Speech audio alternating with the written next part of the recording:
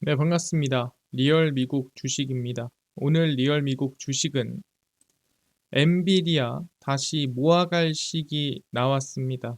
우리가 이제는 조금 모아가도 되는 시기가 아닌가 생각을 합니다. 왜 그런지 오늘 하나하나 유동성을 통해 알려드릴 거니까 꼭 시청하시고요. 댓글 하나 달 때마다 수익률이 1%씩 올라간다 생각해 주시면 감사하겠습니다. 그 다음에 실시간으로 미국 뉴스, 그 다음 미국의 중요한 발표들을 찾아보기 어렵다 하시는 분들이 있어서 저희가 이 텔레그램 방을 무료로 운영하고 있습니다. 그래서 유튜브 저희가 메인에 링크 올려놨으니까 이거 누르고 참여하시면 되고요. 저희가 중요한 자료들 전부 다 실시간으로 이렇게 공유를 텔레그램으로 해드리고 있습니다. 그래서 자료들 나도 받고 싶다 하시면 텔레그램 무료로 그냥 입장하시면 될 것 같고요. 현재 한 130분 정도 함께하고 계십니다. 그럼 오늘 영상 바로 시작하겠습니다. 저희가 유동성 관련해서 내용은 유튜브 가장 첫 영상에서 이 가장 기본적인 내용들 알려드리고 있습니다. 그래서 어려우면은 이거 먼저 보고 오시면 좋을 것 같습니다. 그럼 오늘 영상 시작하면은 일단 최근에 우크라이나 러시아 종전 기대감이 나와주고 있는데 이게 그냥 종전되면 뭐가 좋냐? 이게 사실 미국에 상당히 중요한 영향을 미친다는 거죠. 도널드 트럼프 미국 대통령과 블라디미르 푸틴 러시아 대통령이 이달 중, 그러니까 2월 중에 정상회담을 개최할 가능성이 있다라는 거죠. 그래서 아마 이 트럼프 대통령이랑 푸틴 대통령이랑 정상회담이 성사가 되면은 가장 큰 의제는 우크라이나 정쟁 종전이지 않겠느냐, 뭐 어떻게 전쟁을 끝낼지 의논할 가능성이 높다라는 거죠. 근데 사실 전쟁을 끝나면 서로 좀 이득 보는 게 있다라는 거죠. 일단 트럼프의 목표인 원자재 가격 안정화, 그러니까 유가라든가 천연가스라든가 전체적인 가격을 안정화시키려면 일단 갈등을 해소해야 됩니다. 그래서 우크라이나 전쟁 종전으로 사실 히토류도 이 우크라이나한테 얘기했죠. 가져와라. 그래서 지금 중국으로 좀 위협받는 히토류도 얻을 수 있고 그 다음에 원자재 가격 안정화도 시킬 수 있고 추가로 현재 러시아 규제가 들어가 있잖아요.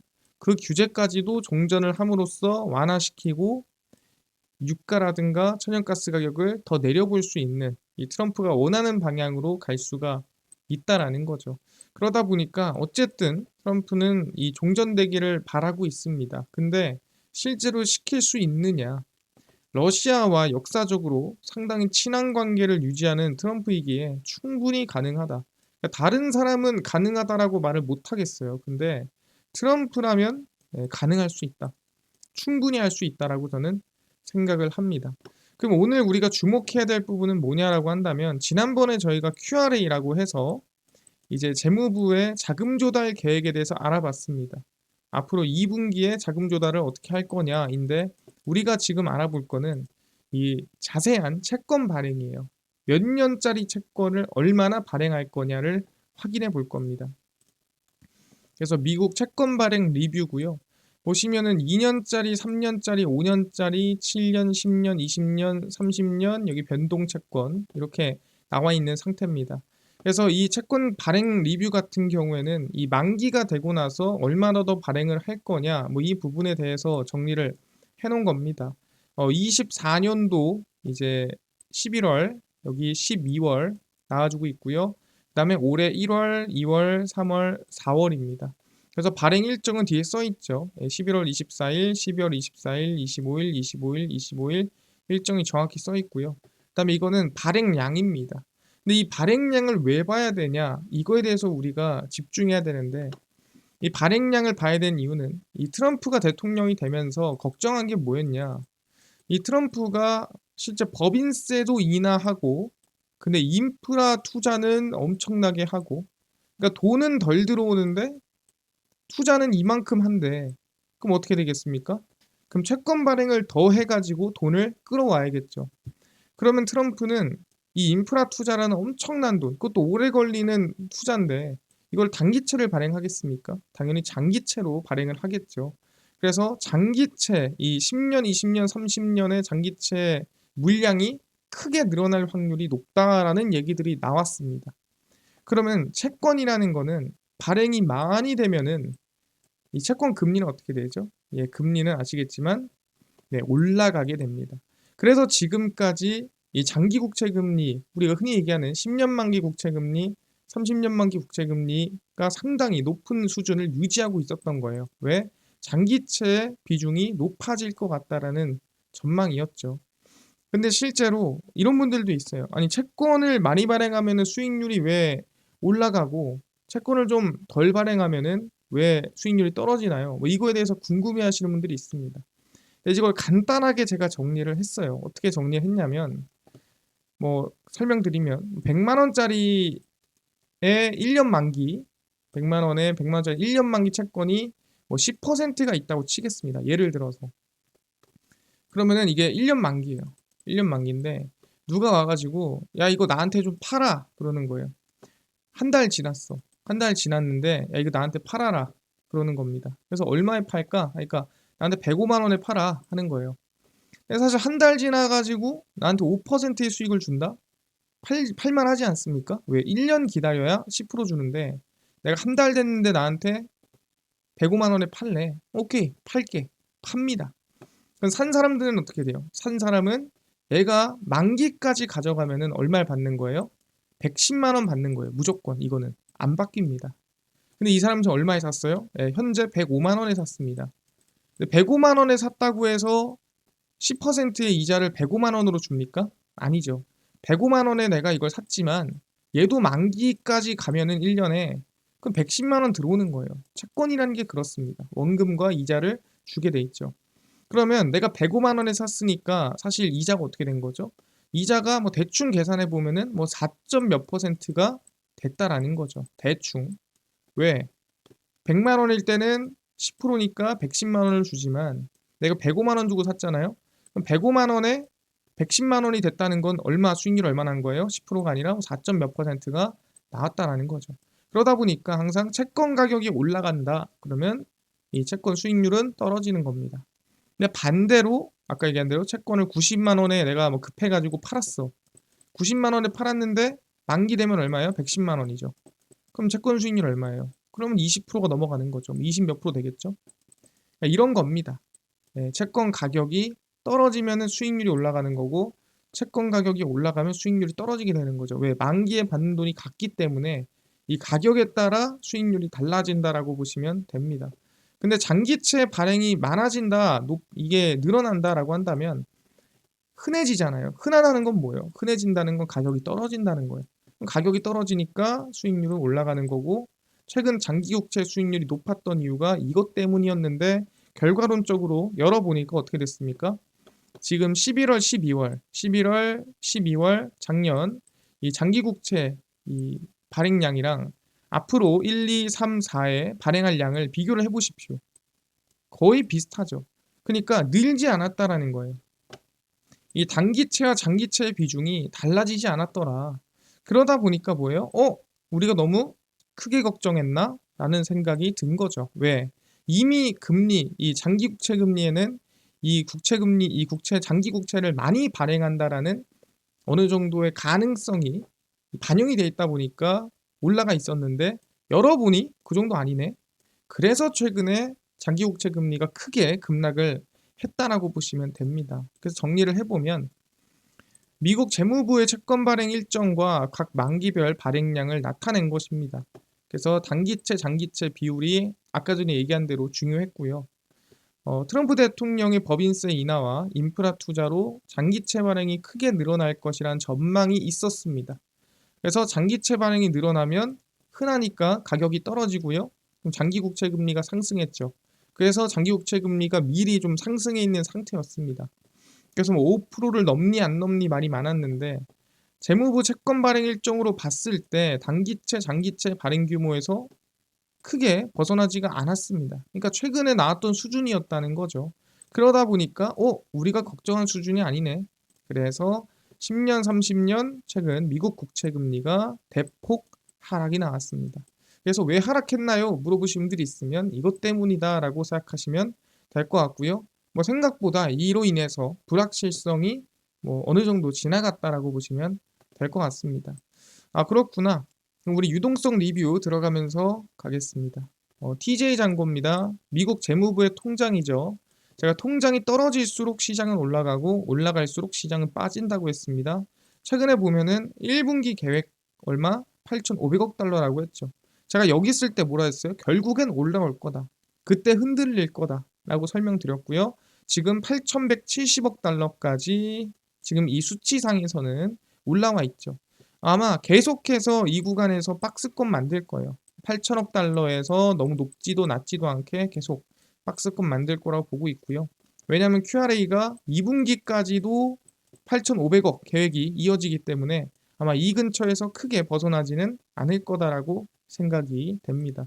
그리고 이제 봐야 될 거는 가장 최근 TJ 잔고 2월 5일 기준입니다. 그래서 저희는 박스권을 만들 거라고 봤잖아요. 그래서 보면은 2월 5일 기준으로 8,170억 달러, 그 다음에 2월 4일 기준으로 8,160억 달러, 8천억 달러, 7,930억, 8,110억. 해서 8천억에서 너무 올라가면은 조금 내려오고 너무 내려가면 조금 올라오고 하는 이 박스권이 아마 계속 저는 이어질 거라고 보고 있습니다. 그래서 유동성이 늘지도 줄지도 않는 시기가 올 거고 그렇게 되면은 외부 요인에 따라 시장이 등락이 나올 가능성이 높다. 외부 요인이 없다면 저는 상방 본다라고 얘기를 했어요. 외부 요인이 없으면 저희는 상방이다 라고 말씀을 드리고요. 영래포 보겠습니다. 영래포는 2월 6일 기준이고요. 790억 달러입니다. 지금 역대 최저입니다. 그래서 사실 영래포는 지금부터 계속 풀려봤자 의미가 없다. 네, 더 풀려고 풀리고 풀려봤자 아마 부채 한도 협상 전까지는 계속 풀릴 가능성이 높아요. 근데 이 풀리는 것 자체가 사실 시장에 그렇게 큰 영향을 주진 않기 때문에 그냥 790억 달러고 정말 많이 풀린 상태고 앞으로 풀려봤자 많이 안 풀린다. 풀려봤자 풀릴 양이 얼마 안 된다라고 보시면 될 것 같습니다. 그래서 최저 수준이다 판단하시면 될 것 같습니다. 그 다음 우리가 봐야 될 건 뭐냐면 저희가 장기 국채 금리가 떨어졌다 그랬잖아요. 그럼 그거에 대한 또 부작용이 지금 생기고 있습니다. 그게 뭐냐라고 한다면 엔캐리 트레이드 청산 조건입니다. 일본의 미국 자산 매도입니다. 그러니까 일본이 미국 자산을 들고 있는데 지금 들고 있는 게 좀 손해인데 하고 팔고 넘어오는 거예요. 이게 엔캐리 트레이드 청산인데 실제 일본의 국채 금리가 올라가게 되면은 이자 비용이 비싸지겠죠. 여기에 돈을 많이 빌려가지고 여기에 투자하는 거니까 비용이 올라가는데 만약 국채 금리가 떨어지면은 손해가 이제 어느 시점 오면은 난다는 거예요. 그래서 제가 그 위험 구간, 슬슬 조금 일본이 긴장하는 구간이 어디냐, 이제 슬슬 팔아야 되나라는 생각을 가지게 되는 구간이 일본 30년 국채 기준 제가 4.68이다라고 얘기했는데 지금 깼죠. 그러니까 이제 사실 좀 경고 시기예요. 경고입니다. 위험까지는 아니에요. 왜냐하면 우리가 엔화 기준으로 봤을 때 위험까지는 아닙니다. 근데 경고는 맞아요. 지금은 여러분들이 주목하고 있어야 될 때다라고 얘기를 하는 겁니다.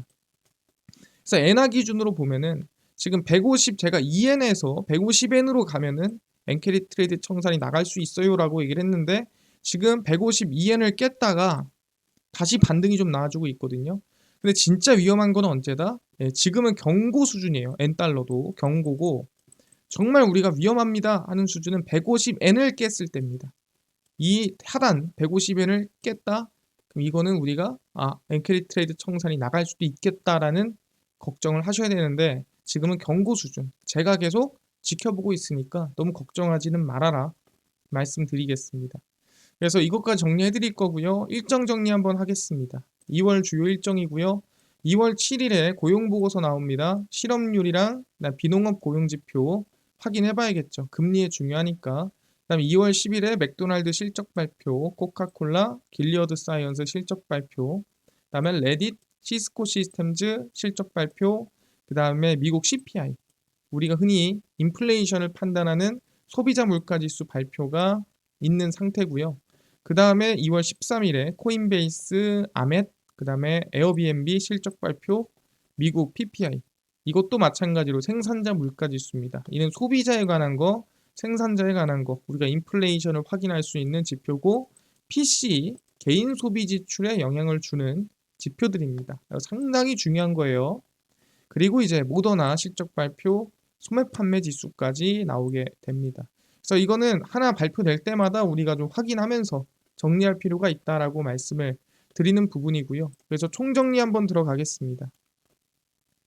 TJ 잔고는 제가 말씀드렸지만 아마 3월까지도 계속 8천억 달러 전후로 박스권 만들 가능성이 높기 때문에 유동성은 늘지도 줄지도 않는 유지 수준이다. 그래서 뭐 나쁘지 않은 수준입니다.